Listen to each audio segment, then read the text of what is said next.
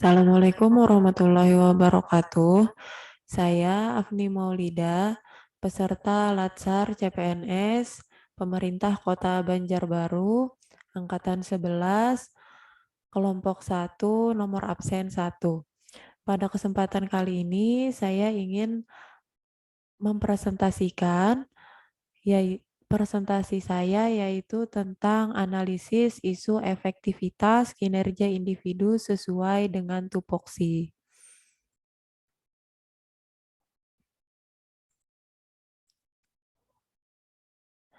Salah satu tupoksi guru yaitu melakukan penelitian tindakan kelas. Kebetulan saya mengajar di SDN 1 Landasan Ulin Barat sebagai guru kelas 2A.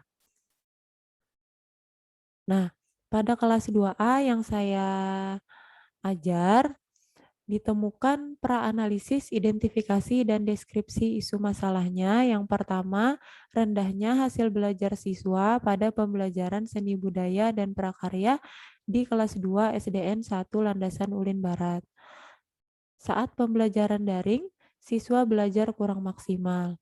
Yang ketiga, kurangnya minat baca yang dimiliki siswa. Yang keempat, siswa kurang memahami beberapa istilah yang terdapat pada buku yang disediakan.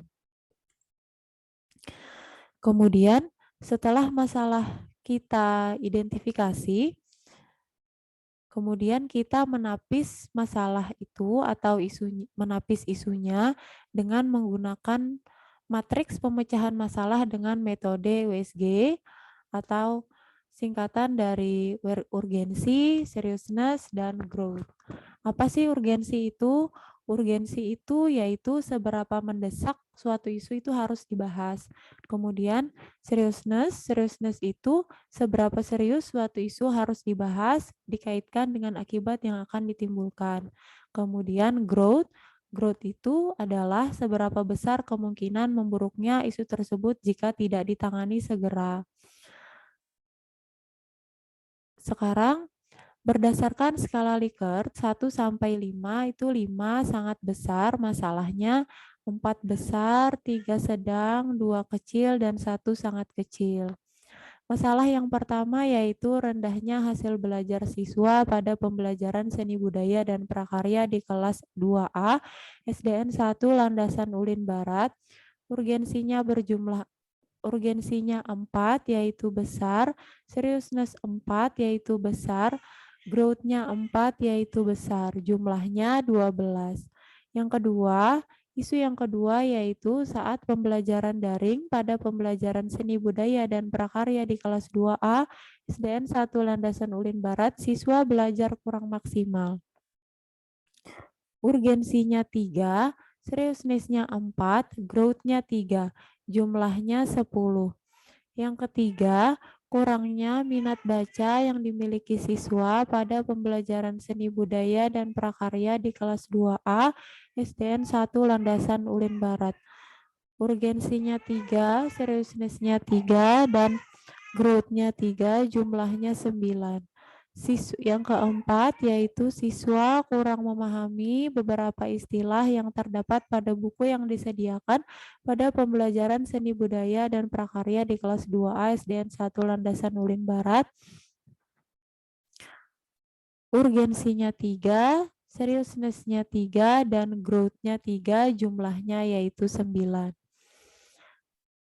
Berdasarkan penghitungannya, masalah yang terbesar yang kita dapat yaitu rendahnya hasil belajar siswa pada pembelajaran seni budaya dan prakarya di kelas 2A SDN 1 Landasan Ulin Barat. Jumlahnya paling besar yaitu 12.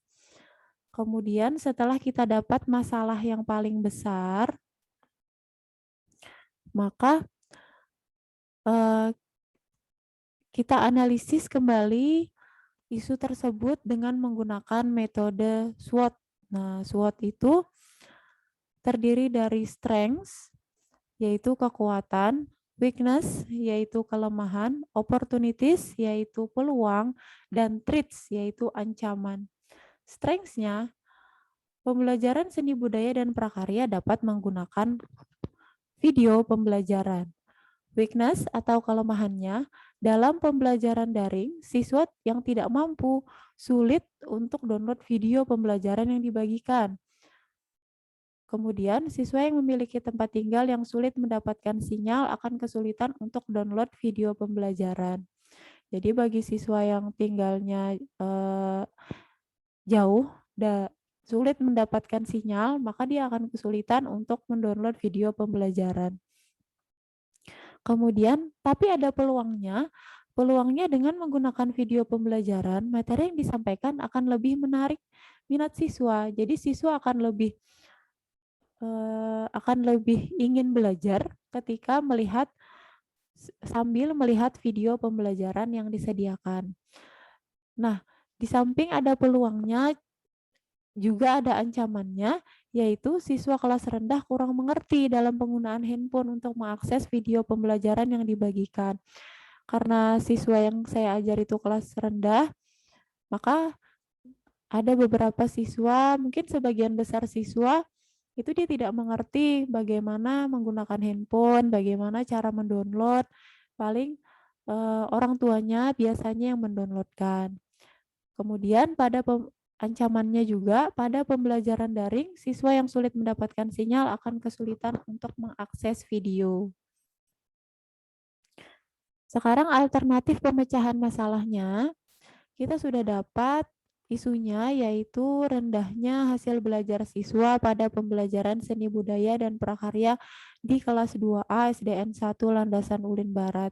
Penyebabnya adalah belum adanya video pembelajaran dan pembelajaran dengan jarak jauh atau daring. Nah, sekarang bagaimana alternatif penyelesaiannya? Yang pertama bisa kita gunakan modul atau bahan ajar. Tahapannya, yang pertama, menentukan materi yang akan disampaikan. Yang kedua, mengidentifikasi kebutuhan peserta didik. Yang ketiga, menyusun alur pembelajaran. Yang keempat, menyusun penilaian. Hasil yang diharapkan dengan modul bahan ajar yang telah disusun, yaitu modul bahan ajar yang sesuai dengan kebutuhan peserta didik. Nah, siapa sih para pihak yang menjalankannya, yang melaksanakannya, yaitu guru dan peserta didik.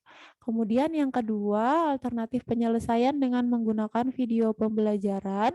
Tahapan setiap alternatif yaitu menyiapkan alat untuk membuat atau download video pembelajaran. Kemudian yang kedua, buat atau download video pembelajaran. Jadi download itu bisa kita ambil video pembelajaran yang ada di YouTube. Kemudian yang ketiga, menyampaikan video pembelajaran kepada peserta didik bisa melalui grup WhatsApp kelas. Kemudian hasil yang diharapkan dengan adanya video pembelajaran yang dapat menarik minat siswa untuk belajar dan memahami materi yang diajarkan. Khususnya tadi pembelajaran seni budaya dan prakaryanya. Para pihak yang melaksanakannya yaitu guru dan peserta didik.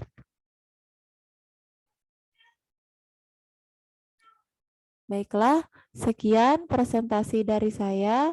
Wassalamualaikum warahmatullahi wabarakatuh.